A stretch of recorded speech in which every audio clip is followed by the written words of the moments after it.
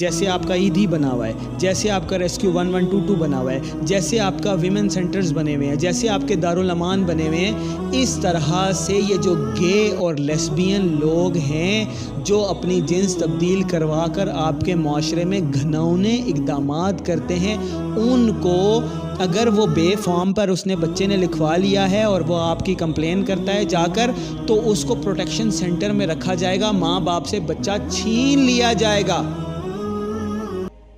اور ماں باپ دہائیاں دیتے رہیں، روتے رہیں، قانوناً ماں باپ کو اپنے بچے پر کوئی حق نہیں رہے گا، کیونکہ وہ ایبیوز کا کیس کر دے گا، ہیراسمنٹ کا کیس کر دے گا، اور قانون اس ایبیوزڈ سو کالڈ ایبیوزڈ بچے یا بچی کو سہولت دے گا۔ آپ اسلامی جمہوریہ پاکستان میں رہ رہے ہیں، لا الہ الا اللہ محمد الرسول اللہ کے نام پر آپ نے یہ ملک بنایا تھا،